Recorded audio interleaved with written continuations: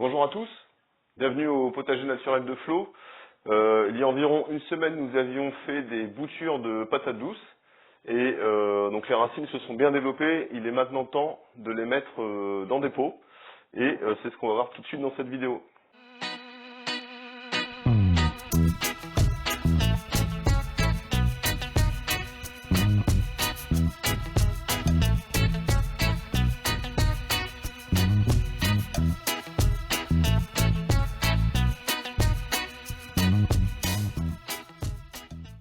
Donc là, après une semaine de mise en eau des boutures, on va regarder un petit peu comment se sont développées les racines.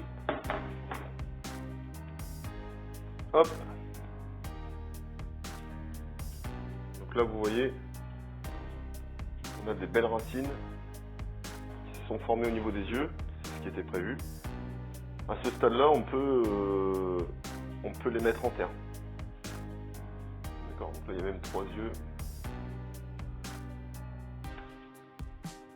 J'ai préparé d'avance 3 pots pour mettre nos boutures dans notre terreau que l'on a préparé juste avant. Donc vous pouvez remarquer que j'utilise des pots quand même relativement grands parce que la patate douce va devoir attendre, donc là on est mi-février, elle va devoir attendre jusqu'à mi-mai pour aller dans le jardin.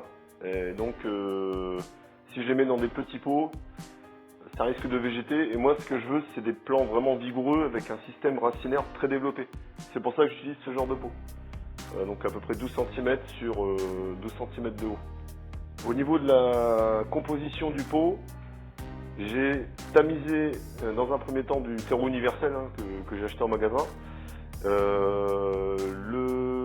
Les gros morceaux je les mets au fond du pot, à peu près sur 5 cm, ce qui fera un système de drainage. Parce que la patate douce, elle adore l'eau, elle adore l'humidité, par contre elle n'aime pas du tout stagner dans l'eau.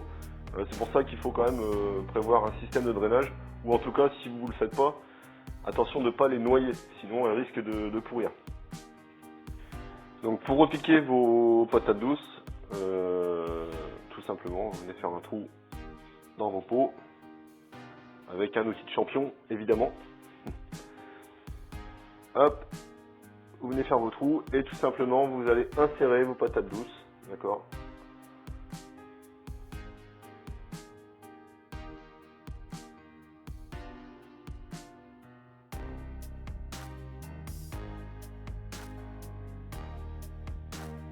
Donc voilà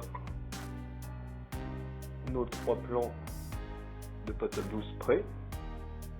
3 belles boutures, donc il n'y a plus qu'à arroser et à maintenir l'humidité constante. Et du coup, les autres boutures qui sont bien développées, c'est pareil, donc je vais refaire la même chose. Je vais les exploiter pour les mettre dans de l'eau.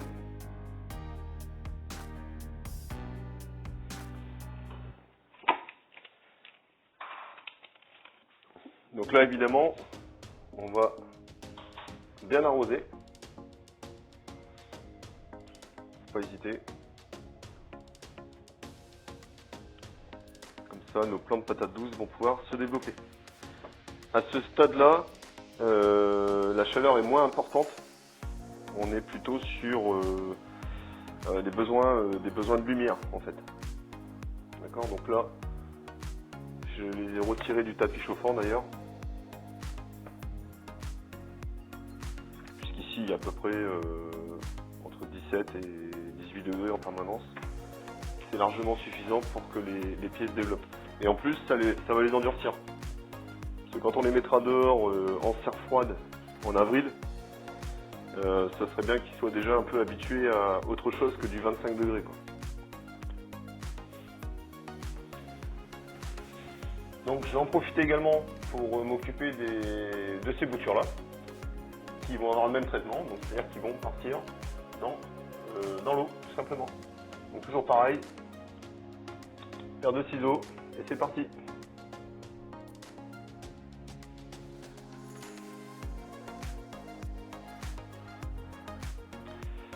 Donc, dans l'épisode 2, je vous avais montré comment découper les tiges pour favoriser le développement des racines. Donc, on recommence, c'est la même chose. Pour ceux qui n'ont pas vu l'épisode 2, je vous invite à aller voir. je supprime les feuilles du bas. Et au niveau des yeux, ici, on aura le développement des racines. Ça, je mets dans l'eau. On répète l'opération pour chacun des plants.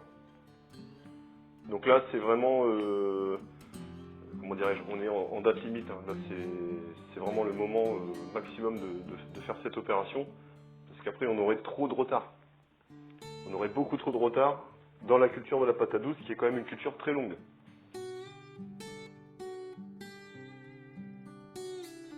Voilà, même chose. Pour favoriser le développement des racines, je le laisse quand même sur le tapis chauffant. Ça va les aider un petit peu. Donc, mon objectif pour le mois de mai, c'est de faire 15 plants. Enfin, entre 12 et 15 plants, on va dire. Là, pour l'instant, j'ai 3 plants qui sont prêts.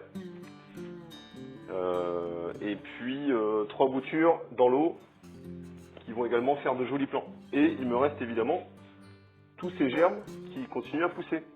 Donc en principe, normalement, je pense que d'ici 3 semaines, j'aurai effectivement mes 15 plants ici en pot.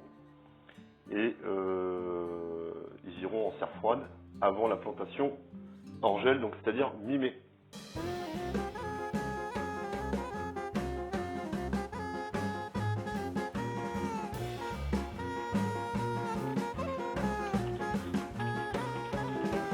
Ben écoutez, merci à tous d'avoir suivi cette vidéo.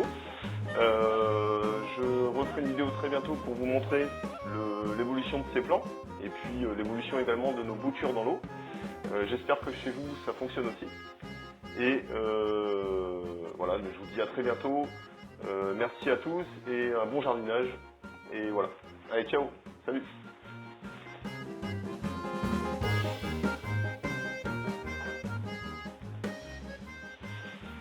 Et vite fait, une petite astuce.